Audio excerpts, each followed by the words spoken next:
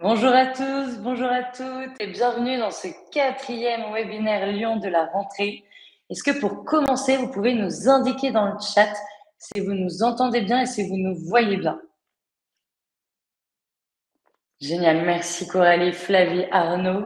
Et donc, bienvenue dans ce webinaire aux côtés de Nicolas Bedouche. Merci d'être avec nous, Nicolas.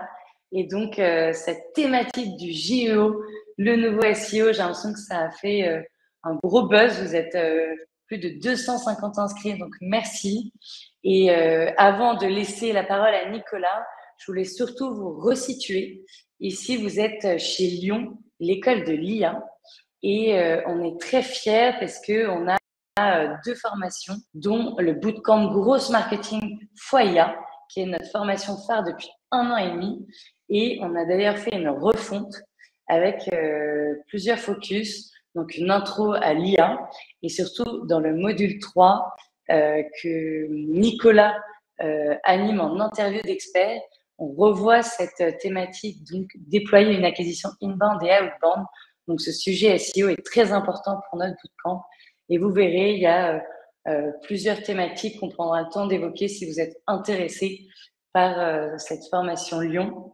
Et j'aime toujours présenter nos experts parce qu'en fait, ce bootcamp, il dure 13 semaines sur 180 heures où vous avez tous les mercredis soirs des exercices collectifs et tous les vendredis midi, vous avez des interviews d'experts et d'expertes qui ont des expériences très significatives sur leur spécialisation et surtout, ils ont craqué, pardon, on va dire plutôt leur spé avec des use cases, des clients qu'ils accompagnent.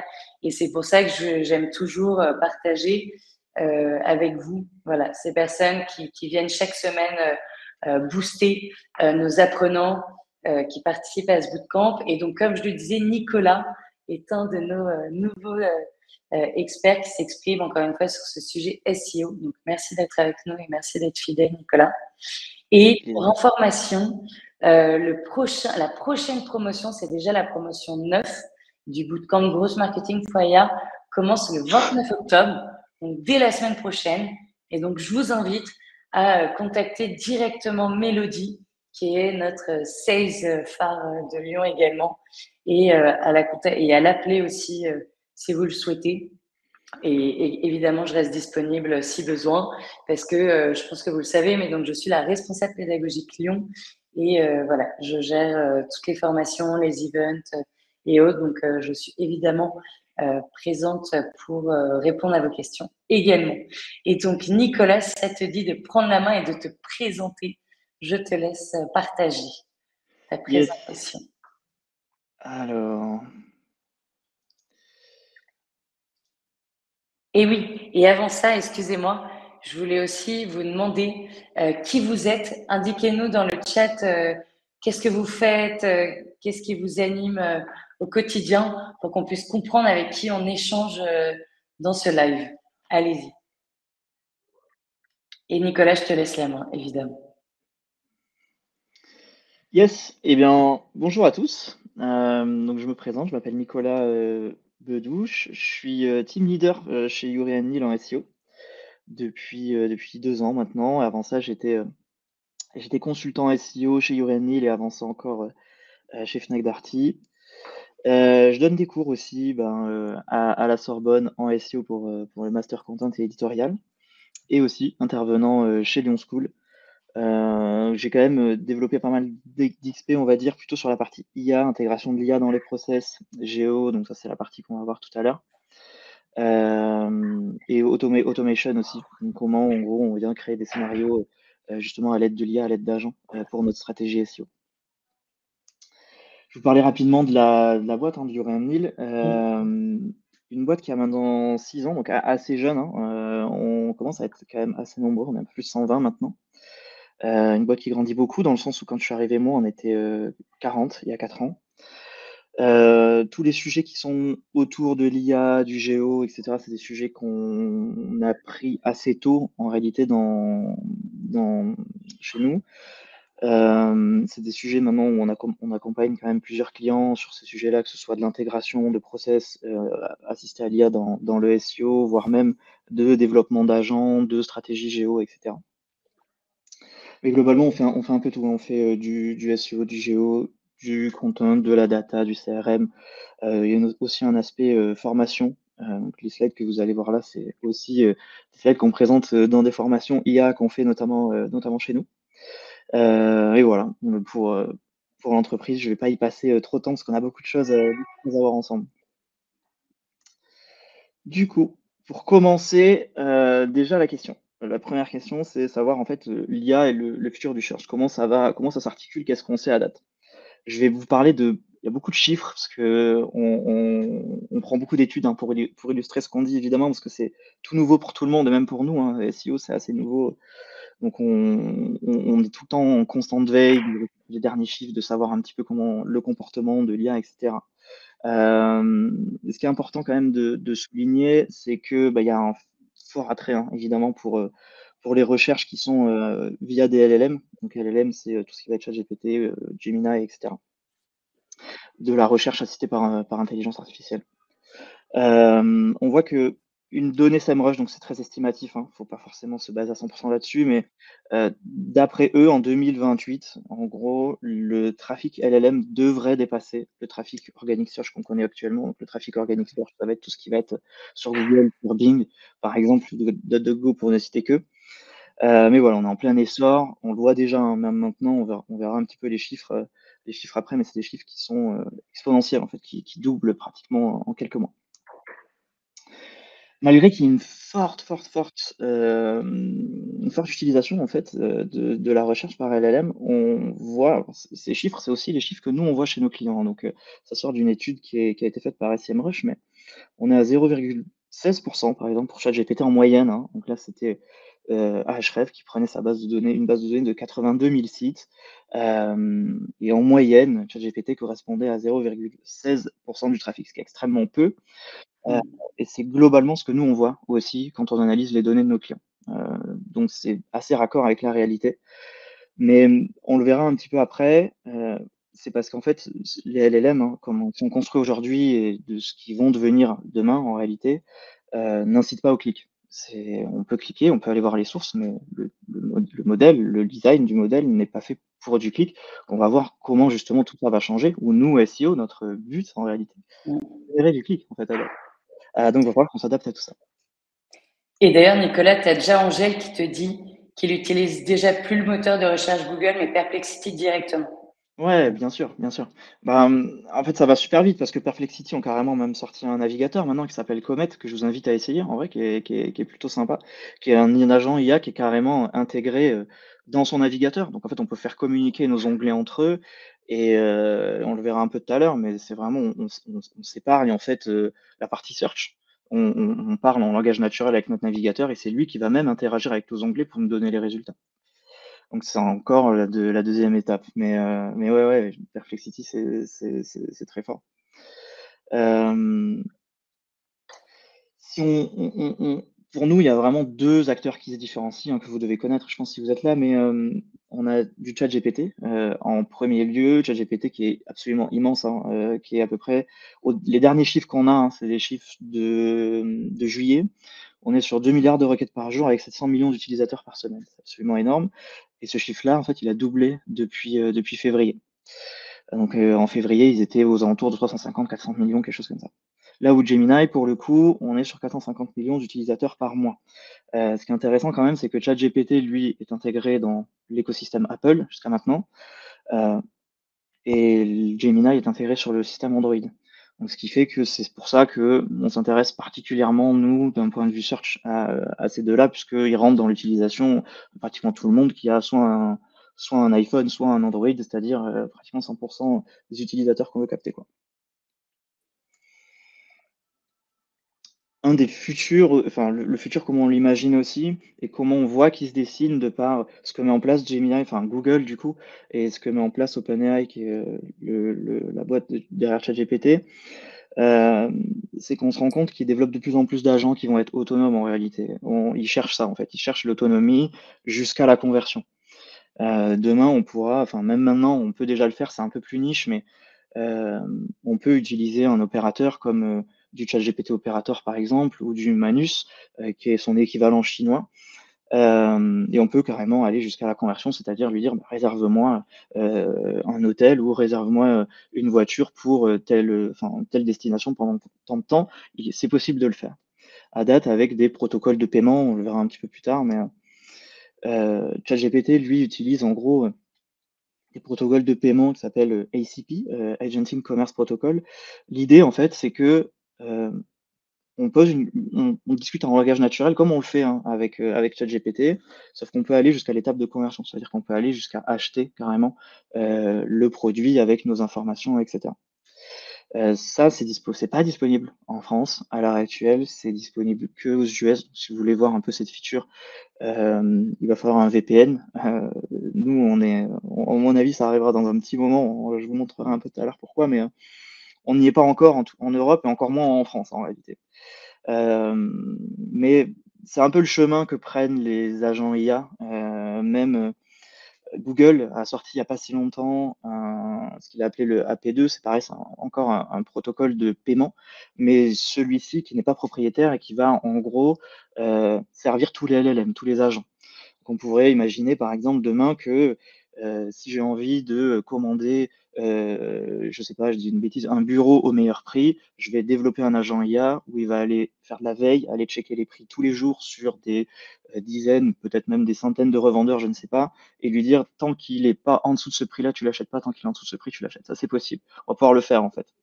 On va pouvoir automatiser comme ça des chaînes d'achat en réalité, euh, encore une fois en partant du langage naturel. Mais ça, c'est un peu plus technique parce que pour le moment, c'est plutôt orienté sur des agents qu'on vient faire custom en réalité, plutôt que au grand public. Voilà. Donc ça, c'est plutôt du côté de ChatGPT. Gemini, on ne sait pas trop encore pour le coup, mais avec leur AP2, on imagine qu'ils vont l'intégrer aussi dans leur interface d'ici peu, quoi. Encore une fois, en Europe, on va être un peu lésé par rapport à ça, mais ça viendra. Donc c'est vraiment le chemin qu'ils prennent, hein. Les 2, c'est vraiment, l'utilisateur, il faut plus qu'il clique, il faut qu'on lui donne en fait une réponse très vite. Il faut que cette réponse, elle soit qualitative et il faut limite, il ne fasse plus rien. C'est un peu ça, hein, qu'on voit. Hem, Dernière news qui est assez récente, dans ChatGPT, assez récente, je vous dis ça, je crois que c'était, il y a une dizaine de jours à peine. ChatGPT a sorti une communication à propos des apps. Donc les apps, en gros, c'est un peu l'évolution pour ceux qui connaissent du MCP, c'est-à-dire une forme d'API, mais qui permet de discuter entre deux solutions qui n'ont rien en commun et pour automatiser des choses. Donc en gros, se dire que avec du langage naturel, je vais pouvoir demander quelque chose à ChatGPT qui lui connaît en gros comment fonctionne l'outil en question, que ce soit du Spotify, Figma, Canva, Coursera, ça c'est ceux qui sont intégrés actuellement, mais on pourra lui demander fais-moi une playlist Spotify, fais-moi une maquette Figma avec tout ça, trouve-moi les meilleurs cours. Je crois qu'il y avait même du Craigslist, il parlait du Craigslist qui est l'équivalent du Bon Coin aux États-Unis qui sera intégré. Donc ça va assez loin dans le sens où on va pouvoir, comme je vous le disais tout à l'heure, juste avec une requête, avoir accès à tout ce qu'ils appellent des apps pour le moment et qui sont en open source. Ça veut dire que demain, moi je suis une marque un SaaS ou n'importe, j'ai la documentation en fait de OpenAI, donc je vais pouvoir mettre développer en fait des agents qui vont être intégrés directement dans l'app. Enfin, je ne sais pas comment ils l'appellent encore, mais ils parlent d'App Store, de GPT Store. Enfin, GPT Store, c'est pour les GPT et App Store, ce sera pour les apps. Et on peut les combiner.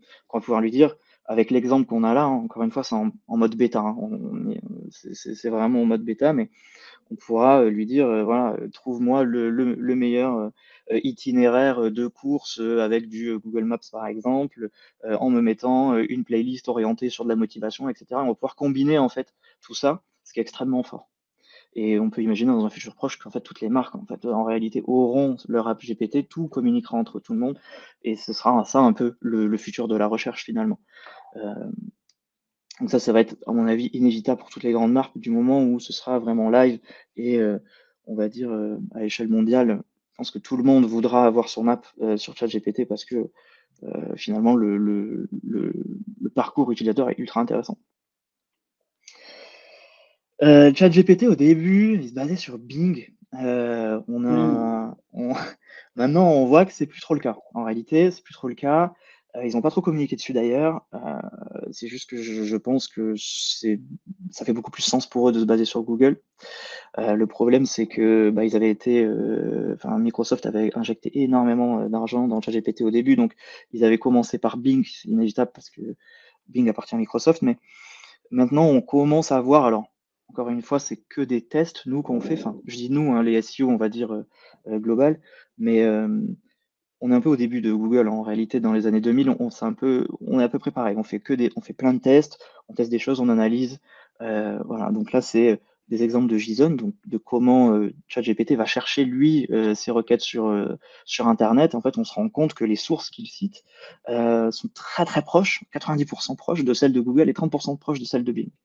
Donc on est très loin de Bing, on est beaucoup plus proche de Google maintenant.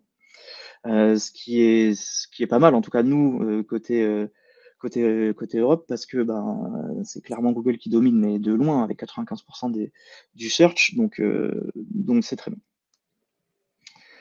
Il y a aussi quelque chose qui va arriver, qui n'est pas encore disponible chez nous, qui est disponible enfin, dans beaucoup de pays, même des pays européens, ça s'appelle l'AI Overview. L'AI Overview, ça va être grosso modo une évolution IA de ce qu'on connaît déjà, qui s'appelle le feature snippet, quand on pose une question et qu'on voit la réponse euh, qui s'affiche en fait avant la première position. Ici, on appelle ça feature snippet, position 0, il y a plusieurs noms. Ça va être un peu l'évolution. Ça fait depuis 2 ans, je crois que ça doit sortir chez nous en France. C'est toujours pas là. Je vais vous expliquer plus tard pourquoi. Enfin, ils n'ont pas communiqué pourquoi, mais nous, on se doute pourquoi. Mais globalement, ce sera un résumé fait par IA, un peu comme ce que fait Perplexity, c'est-à-dire avoir un encart IA avec un résumé, des sources, etc. Et ça, c'est dans énormément de pays. La France, on est vraiment un des derniers au monde, en réalité. Parce que, bon, déjà en Europe, il y a plusieurs choses qui bloquent l'arrivée de l'AI Overview, sachant que je crois que c'est ça, ça devait arriver, je crois, à la base en juillet 2024. Donc là, on n'y est pas du tout. Des SEO disent que ça devrait arriver fin 2025, d'autres disent que ça devrait arriver en 2026. On verra. Moi, j'y crois pas trop pour 2025, mais après, on verra, franchement. Mais bon, tout ça dû au RGPD et au DMA, DMA qui est Digital Market Act, qui a bloqué beaucoup de choses et qui, en gros, défavorise la position de leader qu'avait Google en mettant beaucoup de restrictions sur justement la position dominante et la réutilisation des données notamment. Et ça, c'est vraiment game changer. C'est pourquoi Google galère véritablement à s'introduire, en tout cas en Europe. Après, il s'est introduit dans beaucoup de pays d'Europe. Je crois que l'Italie, l'Espagne, l'Allemagne notamment font partie des pays où l'AI Overview est disponible. En France, pas encore. Euh, mais de ce qu'on observe, en tout cas des données qu'on a, savoir que l'AI Overview, donc ça c'est une étude très récente que je vous montre là, très récente dans le sens où elle a à peine 5 jours, je crois, sur le site Ahref, où ils ont analysé en gros 800 000 propriétés Google Search Console. Sur Ahref, en gros, on a la possibilité de plug sa Google Search Console, donc ils ont réutilisé les datas pour entraîner des modèles et faire des analyses. Sur les 800 000 propriétés Search Console qu'ils ont analysées, on se rend compte que en fait, le déclenchement des AI Overview, grosso modo, ça réduit le clic de 34%. Donc ça veut dire que du moment où l'AI Overview est déclenché sur une requête, en fait, inévitablement, la première position de lien bleu, première position organique finalement, va se retrouver très bas, que ce soit sur mobile ou que ce soit sur desktop, elle va se retrouver en bas de la ligne de flottaison. Ce qui fait qu'il faut scroller encore plus pour aller récupérer cette position 1. Et en fait, le design est aussi no-click ici. C'est-à-dire qu'on ne veut pas forcément que les gens cliquent, on veut apporter la réponse à une question. Et ça, c'est les derniers chiffres qu'on a, en tout cas la dernière étude qui est sortie, qui me semble, qui est, je pense, la plus complète. Je vous ai mis la source, je vous ai mis quelques slides, mais vraiment allez la voir parce qu'elle est super intéressante. Mais du coup, comment se comportent en fait les utilisateurs qui sont des utilisateurs provenant de l'AI et des LLM. En réalité, on voit, donc ça, c'est plus les données sur les Search Console, c'est plus les données sur des sites, c'est les données Ahrefs. C'est Ahrefs qui a analysé son site et qui nous donne en gros les analyses qu'il a pu en faire. C'est pour ça, faut prendre avec des pincettes, mais on n'a pas, il n'y a pas énormément d'études qui ont été faites sur ce sujet encore, parce que c'est assez neuf. Mais de ce qu'on voit, c'est que globalement, la qualité du trafic est pas mieux en fait sur le nombre de pages vues, sur le temps passé sur le site. Par contre, de ce que eux observent, c'est que 0,5% des visiteurs drivent à peu près 12% des conversions sur leur site, ce qui est énorme. Et ça, c'est quelque chose on entendait beaucoup. Depuis le début, en réalité, on entendait ça, on se disait que le trafic qui est généré par des LLM, c'est du trafic qui est plus qualifié en réalité. On a l'impression que c'est ce qui se décide. Mais après, à voir aussi, est-ce que finalement cette perte drastique de trafic qu'on va avoir de 34%, est-ce que tout ça rattrape finalement la perte que les sites vont avoir? Ça, c'est une question où on essaye de trouver des réponses pour le moment. On n'en a pas tant que ça, mais c'est quelque chose qu'on va devoir étudier et suivre de près. Ouais, et Nicolas, on a un chat très animé, mais je n'ose pas t'interrompre tellement c'est passionnant et merci, c'est hyper fluide. Et t'as Arnaud qui dit trafic plus qualifié, mais moins de pages par session tout de même. Ouais, Et bref, Pierre qui dit j'aimerais bien que ce soit vrai. Mais en tout cas, voilà, il y a beaucoup d'échanges, beaucoup de questions-réponses, donc c'est sympa, mais je t'invite à poursuivre, je te dirai quand est-ce qu'il y a des ouais, questions voilà, à ça compléter. marche. Ça marche. Euh, ouais, et comme je vous disais en fait tout à l'heure, c'est vraiment on est vraiment dans le début on se pose vraiment beaucoup de questions nous les SEO. On fabrique nos propres outils, nos propres scripts pour essayer d'aller récupérer la donnée, comprendre en fait comment tout ça fonctionne. Et ça va si vite que toutes les données que je vous montre là, c'est des données de 2025 et qui ont quelques mois à peine. Ce qu'il faut dans 2 mois, ce sera complètement autre chose en réalité. Par exemple, sur des formations moi que je donne, des fois je dis quelque chose par exemple, ça m'était arrivé, mais je leur disais, bah, en fait, il n'est pas possible d'acheter en gros sur les IA. J'ai fait ma deuxième session 4 jours après, bah, c'était le temps où ChatGPT avait annoncé son ICP. Et du coup, ben non, en fait, ce que j'ai dit à 4 jours, ça n'a plus d'importance. Et c'est ça sur beaucoup de choses. Ça évolue très très vite, même enfin, extrêmement vite en réalité. Il faut vraiment se tenir au courant, savoir des dernières évolutions pour comprendre ce que nous, en tant que SEO, et vous aussi en tant que, qu'annonceur potentiellement vous devez mettre en place. Il faut vraiment s'adapter en réalité à tout ça, et notamment, on a vu tout à l'heure, mais la partie app, c'est quelque chose qui est tout nouveau, ils ont drop ça comme ça, et en fait, s'il faut, ça va redessiner véritablement comment les utilisateurs sur ChatGPT vont interagir avec l'outil d'ici peu, en fait, d'ici même quelques mois, on n'en sait rien. Et tout ça, ça va être que des tests de la veille, etc. Ça nous rappelle un peu le début du SEO des années 2000 quand on allait crawler à la main pour récupérer les liens et les mettre. Maintenant, on va voir comment mesurer sa visibilité dans les LLM et on finira avec comment l'optimiser en fait, cette visibilité-là.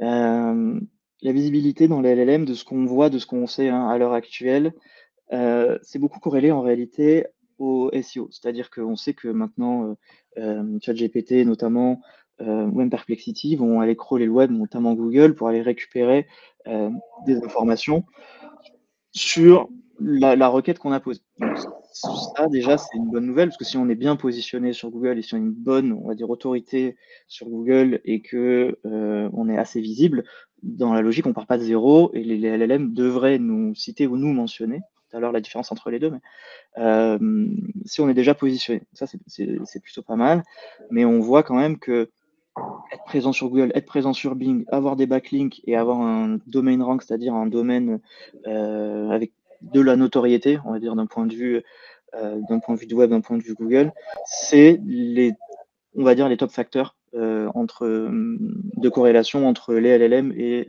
les pages de résultats qu'on voit à l'heure actuelle. Donc, encore une fois, à prendre avec des pincettes, ça peut évoluer très très vite, mais en fait, c'est assez logique, puisque ils vont pas réinventer la roue, en fait, ils vont se baser sur de l'existant qui marche déjà bien, juste le système des LLM est fait pour ne pas forcément inciter au clic, mais il est fait pour donner la meilleure réponse. Google, ça fait plus de 20 ans qu'il travaille pour te donner la meilleure réponse, donc c'est tout à fait logique qu'il réutilise les datas qui leur sont à disposition, quoi. Mais des fois, on a des petites surprises.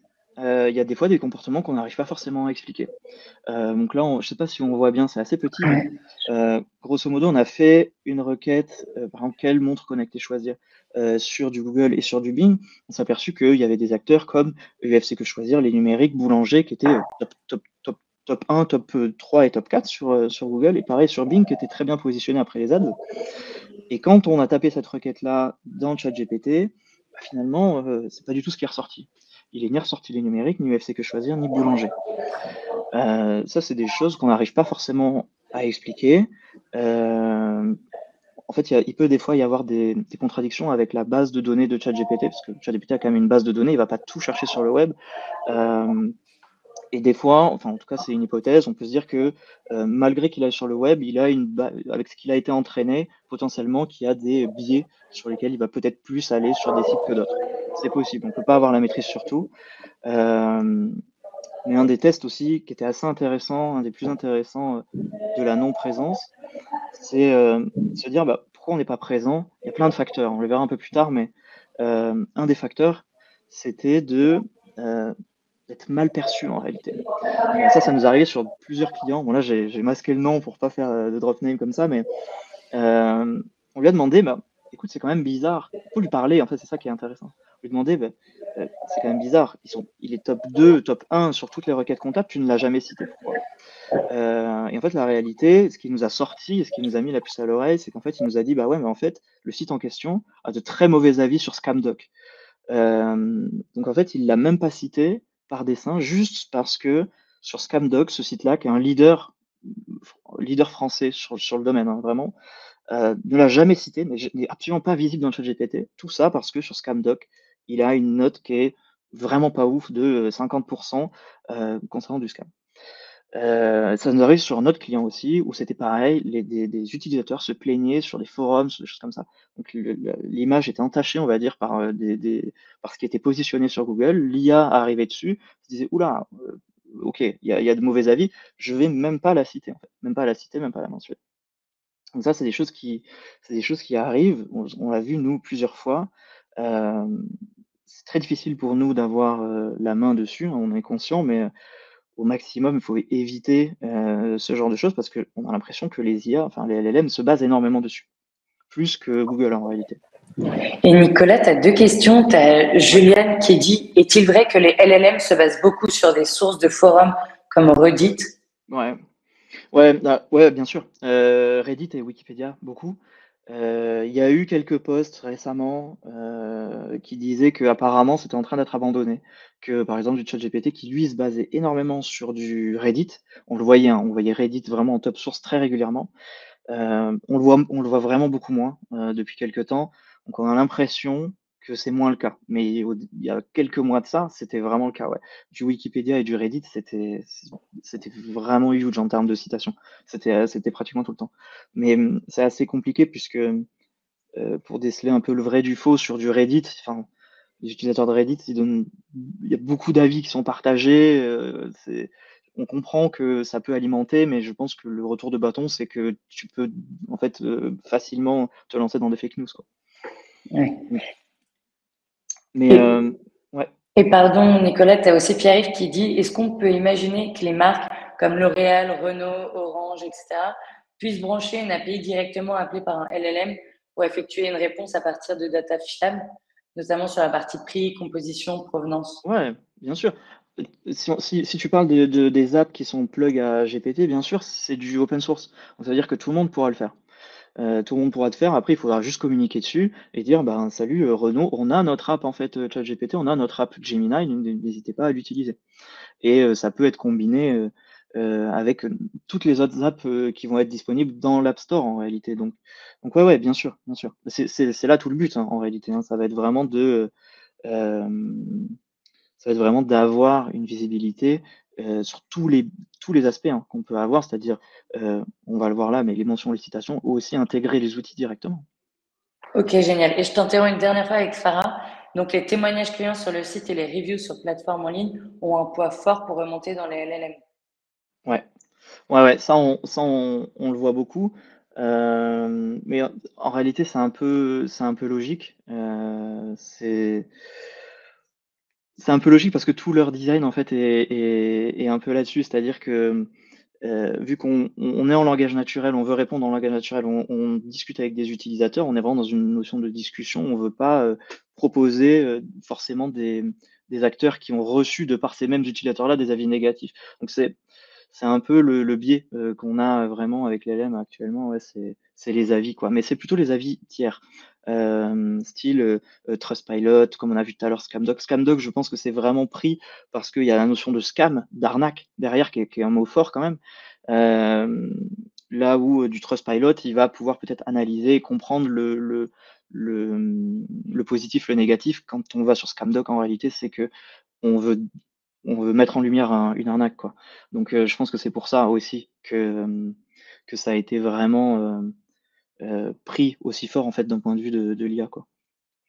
Mais j'en ai pas parlé, mais il y avait un deuxième aspect, c'était aussi les régies publicitaires. C'était un site qui intégrait énormément de publicité sur son site. Ça rendait la lisibilité du site, vraiment compliquée et ça aussi ChatGPT n'arrivait pas forcément à bien récupérer le contenu parce qu'en fait, il y avait trop de parasites sur la page.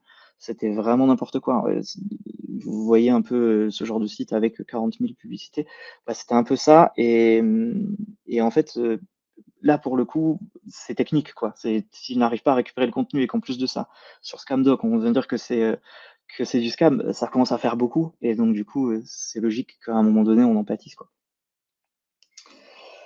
Mais du coup, ouais, tout à l'heure, je vous parlais de mentions et de citations. C'est bien de faire la part des 2. La mention, c'est quand on va, mentionner un acteur, donc par exemple là, j'ai pris l'exemple, par exemple, de Zapier. Zapier qui est assez intéressant parce que sur la plupart des requêtes qu'il visait, il se rendait compte qu'en fait, ils étaient mentionnés, donc non, ils étaient cités plutôt et ils étaient pas mentionnés. Alors, par exemple, ChatGPT ne parlait pas de Zapier, mais par contre, il lui donnait, énormément de crédit dans les sources. Parce qu'en fait, pour être cité, il faut que le contenu apporte à la réponse. Par contre, pour être mentionné, c'est vraiment faut, entre guillemets, «inonder les sources». C'est-à-dire que si on est beaucoup mentionné sur les réseaux sociaux, enfin n'importe sur des sites, tous les gens parlent de nous, des blogs parlent de nous, des comparateurs parlent de nous, ça va inciter la mention. C'est-à-dire que potentiellement que ChatGPT, nous mentionnera dans, ses réponses comme un acteur incontournable de X marché, par exemple. Là où les citations, c'est il va récupérer notre contenu, sans forcément nous mentionner, hein, et il va le réutiliser pour alimenter sa réponse. C'est 2 choses qui sont bien différentes.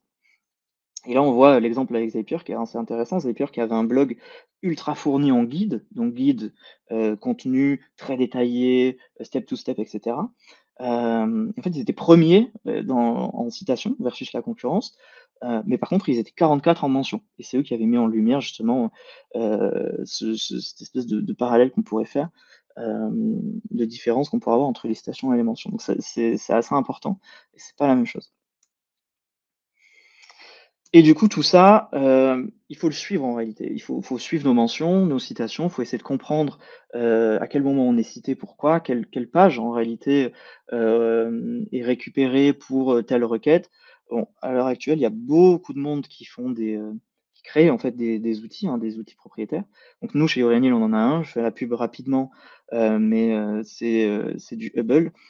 Hubble, c'est le nom de l'outil. En gros, ça vient récupérer, les données, donc de, présence de la marque, de, ranking, donc c'est-à-dire un peu comme ce que va faire du Href ou de la Google Search Console. On va mesurer le poids qu'on a, par exemple, dans les citations, quelle position on est et cetera. On peut se comparer aux concurrents, catégoriser toutes les requêtes et on envoie ça sur des centaines de prompts, par exemple, de façon weekly et on va regarder, qu'est-ce qu'on doit, mettre en place. Ça, on le verra un peu tout à l'heure, mais vraiment monitorer sa visibilité avec ce genre d'outil. On n'a Ouais, et pas ouais, Nicolas, tu as justement Lucia qui dit, quand tu parles des mentions des réseaux ouais. sociaux, c'est tous les réseaux ou c'est plus YouTube, moins TikTok, enfin, sur quoi tu... Bah, en fait, c'est au global, quoi. Il y a pas vraiment le mieux, c'est d'être mentionné partout, sur tout type de support. Ça, c'est le mieux parce qu'on sait pas encore une fois, faut être entre guillemets «future proof», se dire, ben, on sait que l'IA va se développer, hein, le problème de l'IA actuelle, en réalité, c'est qu'elle a pas la puissance de force qu'a Google pour aller crawler le web. C'est-à-dire qu'elle doit ils ont beaucoup moins de ressources en termes de robots d'exploration, ça on le sait, mais ce qui est normal, hein, parce que Google a plus de 20 ans, donc Google va, aller crawler, analyser, et parser, la data sur énormément de sites, même les plus petits. Là où l'IA va devoir, en fait, se concentrer sur les plus importants. Tout à l'heure, on parlait de Reddit, de Wikipédia. Je ne sais pas s'ils prennent les réseaux sociaux, il me semble que oui, mais on peut imaginer que demain, ben, en fait, cet échantillon va devenir de plus en plus large. Donc plus on est présent en réalité et plus dans le futur on sera potentiellement cité, enfin, ou mentionné. C'est ce qu'il faut se dire. Pour l'instant, on n'a pas vraiment l'échantillon sur lequel se base l'IA. On sait vraiment que niveau, niveau ressources, c'est limité. C'est limité même on le verra tout à l'heure, mais c'est même limité dans l'exécution de la page. C'est pour ça qu'une page avec beaucoup de pubs, beaucoup de JavaScript sur une page, l'IA va faire moins d'efforts que ce que fait Google pour exécuter le JavaScript et comprendre ton contenu. Encore une fois, c'est limité. Il faut vraiment intégrer cette notion de limite et se dire qu'il faut lui mâcher le travail en permanence, il faut qu'on parle de nous, il faut lui mâcher le boulot quand elle vient sur notre site. C'est ça un peu le on va dire si on n'a qu'un conseil, enfin 2 conseils, ce serait ça: inonder les sources et rendre son site le plus accessible possible. On va voir tout à l'heure comment. Et ensuite, je vous ai fait une petite liste sur les optimisations connues, hein, qu'est-ce qu'on doit faire en réalité nous, heu, pour qu'on soit cité sur les LLM à date? Il y a plusieurs aspects. Premier aspect qui va être la technique, deuxième aspect qui va être la sémantique et ensuite l'outreach. L'outreach, c'est un sujet à part, mais heu, côté technique, il va falloir intégrer cette notion de facilité de récupération de contenu. Faut se dire que notre site, il doit être, déjà c'est un peu le cas avec Google, hein, sur le SEO, il faut que notre site il soit entre guillemets, «parfait», optimisé pour le passage des robots. Ça va être encore plus le cas avec les LLM. Encore une fois, de par ce manque de ressources de crawl. Donc il faut vraiment faire gaffe à tous les JavaScript qui sont rendus, que ça ne bloque pas en fait l'affichage de notre contenu. Parce que si on est, ultra visible, top notoriété et cetera, comme l'acteur que je vous ai montré tout à l'heure, et qu'on n'est pas cité, ben, c'est soit qu'on n'arrive pas à récupérer le contenu, ça c'était un peu le cas aussi, ou soit vraiment vraiment on est invisible. Mais dans le coup pour le coup, ça peut être vraiment, un frein, hein, en réalité cette chose-là. Un deuxième aspect qu'on peut mettre en place, c'est les données structurées. Données structurées, ça va être un code qu'on va mettre dans l'HTML en réalité, qui va, reprendre, enfin qui va variabiliser un peu notre contenu et qui va lui définir par exemple le titre, l'auteur, le sujet qu'on traite et cetera. Ça, c'est des données structurées, c'est du schéma, ce qu'on appelle du schema.org, mais en gros, ça va être, structurer notre contenu dans un langage qui est le JSON que l'IA enfin, dépense beaucoup moins de ressources pour aller récupérer les infos. C'est son langage un peu. C'est comme si on parlait un peu dans le langage qu'elle préfère. Donc ça, c'est premièrement. Deuxièmement, le JSON. Et ensuite, comme on l'a vu tout à l'heure, hein, il faut vraiment se tenir au courant des dernières fonctionnalités des LLM. Par exemple, je vous en avais pas parlé, mais il y a aussi l'aspect Shopify. Shopify qui, lui, a carrément maintenant des feeds qui est connecté directement à ChatGPT. Donc les sites qui sont sur Shopify maintenant peuvent balancer leur feed de produits dans ChatGPT, chose qui n'était pas le cas il y a quelques mois, mais ça va potentiellement enfin, aller un peu plus loin que Shopify, mais le point d'entrée est Shopify pour le moment. Bah, ça, si on n'est pas au courant et qu'on a un Shopify, c'est quand même dommage. Donc il faut vraiment se tenir au courant de tout ça, savoir dans quelle mesure on peut euh, intégrer aussi l'outil, quoi, en développant des apps, en ouvrant son flux produit, ce genre de choses. Et ensuite, on va avoir tout l'aspect sémantique. Donc on l'a vu, hein, l'IA, elle veut vraiment la meilleure réponse, très vite, sans payer très cher de ressources, on va dire. Et ça passe par vraiment prendre la parole sur des contenus qui sont vraiment orientés sur très factuels, on va dire. Factuel, être exhaustif, essayer de couvrir en fait toutes les entrées que peuvent se poser en fait nos users. Ça peut être par exemple sur des FAQ, ça peut être aussi sur la facilité par exemple de lire un article. On le voit beaucoup maintenant, surtout sur les médias, le résumé de haute page qu'on voit, ça c'est typiquement pour alimenter les IA. C'est que l'IA, elle arrive sur un contenu, En fait, si nous, on veut un résumé, s'il y a un résumé, ça lui demande moins d'efforts en réalité. Donc, en fait, si ça va dans les 2 sens. Ça veut dire qu'elle, si on lui donne déjà un résumé de quelque chose, bah, c'est beaucoup mieux que si elle doit comprendre tout le contenu potentiellement de 800 000 mots. Si on le résume en 50 mots, c'est très bien. Donc ça, on le voit beaucoup. Résumé, haut de page, aussi des FAQ, on traite un sujet, pourquoi pas poser les questions, aller potentiellement sur Google ou sur Perplexity. Je sais que Perplexity donne des recommandations de questions à des sujets. Donc ça, on peut se baser par exemple là-dessus pour développer un peu plus le contenu en format FAQ. Pourquoi, comment, voilà. Tout ça, c'est des sujets annexes. On renforce en gros le contenu qu'on veut positionner.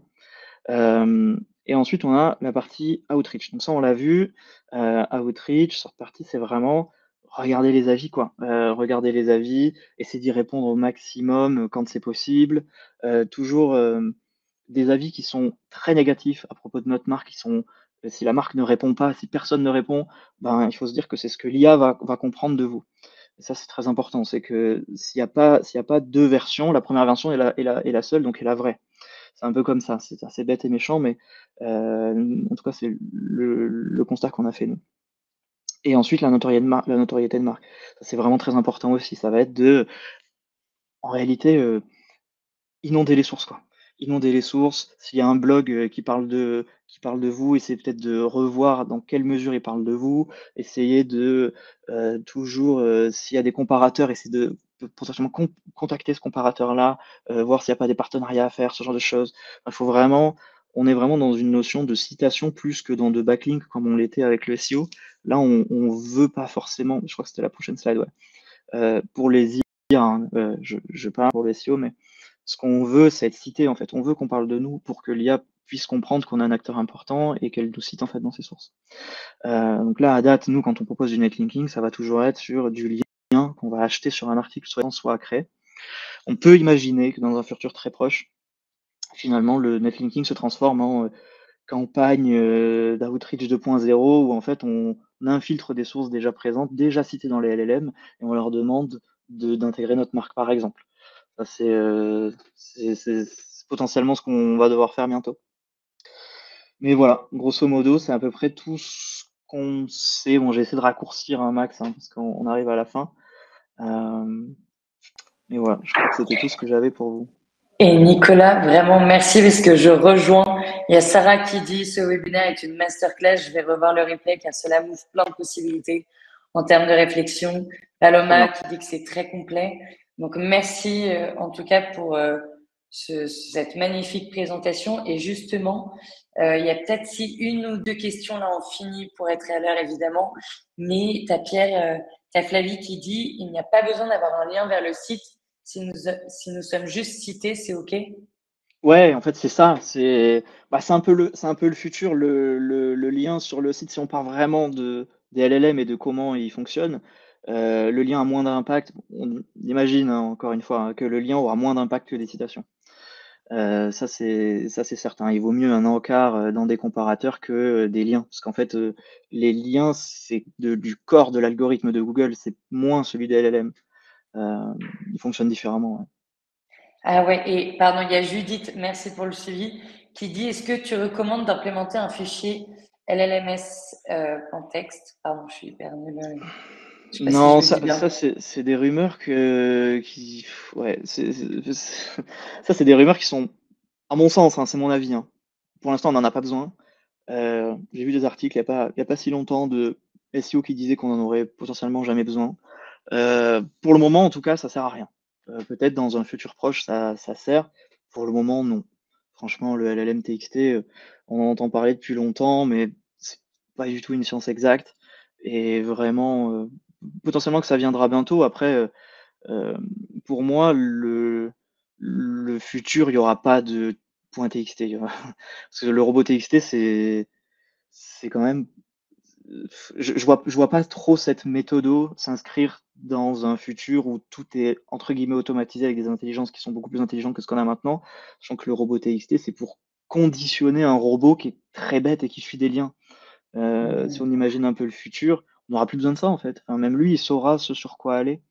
C'est ce que je me dis. Mais bon, il n'y a pas de consensus pour le moment sur le LLM TXT. Ah ouais, merci. OK, il y a encore plein d'autres questions, mais Julien qui dit: «Quelle app pour Shopify, s'il vous plaît? Index GPT». Quelle app pour Shopify? De quoi? J'ai pas compris. Quelles apps pour Shopify, s'il vous plaît? Index GPT? Ou C'est la même question, ça? Non, c'est pas la même question, je c'est pas pense. la même question. Quelle apps pour Shopify? Tu parlais du flux produit? On Je va crois que c'était redemander à ça. Julien. Oui, oui, oui, Ouais. flux produit. Alors franchement, je sais pas vraiment comment ça fonctionne. C'est pas encore dispo, hein, il me semble en Europe, c'est encore une fois qu'aux États-Unis. Parce que les produits comme ça sont pas forcément intégrés chez nous. Mais en vrai, tu trouveras, très facilement si tu tapes, flux produit, Shopify, comment l'intégrer, tu verras, je pense la doc, assez facilement, quoi. OK, merci. Et dernière année, Eric qui dit: «Quel outil préconises-tu pour analyser, ma page HTML?» Quel outil préconises-tu pour analyser ma page HTML? Dans un sens technique, tu veux dire? Ou dans le rendu? Parce que j'avoue, c'est un peu Eric, un peu flou. non mais ouais, il y aurait Nail évidemment, Arnaud, bien sûr. Mais écoute, Si est-ce tu que veux, alors, en fait, tech, tout dépend de ce que tu veux savoir, mais un crawler, en réalité, si tu vas récupérer toutes les informations de ton contenu, utilise un crawler, crawl ton site et regarde aussi quel poids elle fait, est-ce que bah, déjà elle répond bien, est-ce que le contenu n'est pas trop lourd, est-ce que les images sont bien chargées, ce genre de choses. Et après, tu as plein d'outils style du web page test qui va te permettre de savoir la cascade d'exécution, savoir si déjà si ton JavaScript il bloque quelque part. Donc ça peut être aussi quelque chose. Et ouais, pour moi, c'est les deux que j'utiliserais, c'est côté web perf et côté crawler, quoi. ah ouais. Vraiment, encore une fois, Nicolas, merci pour cette masterclass. J'ai déjà animé plus de 20 webinaires cette année avec Lyon et là, vraiment, c'était complet. Donc, un grand merci. J'ai Trop bien. évidemment redirigé sur Yuri and Nail, sur ton profil LinkedIn. J'aimerais Ouais, aussi vous redemander si vous êtes intéressé par le bootcamp Gross Marketing x1. Et à nouveau, on a la chance d'avoir Nicolas en interview 3 du module sur l'acquisition outbound. Donc, c'est vraiment top de t'avoir. Merci. Et encore une fois, on se laisse parce que on a un petit peu dépassé, mais c'était passionnant. On se retrouve vite et merci vraiment. On sent que c'est le sujet du moment en tout cas. Et je sais qu'il y a quelques mois, on disait est-ce que le SEO est mort? Mais pas du tout. Et vraiment, merci de nous rassurer avec toutes ces possibilités-là. Merci à tout le monde, vraiment un chat bien animé. Il y a eu même des questions-réponses qui se sont auto-faites. Donc merci. Et à très vite. En tout cas, belle journée, belle semaine. Et on se dit à très vite tout le monde. Au revoir. Et merci merci tout le monde. Nicolas encore.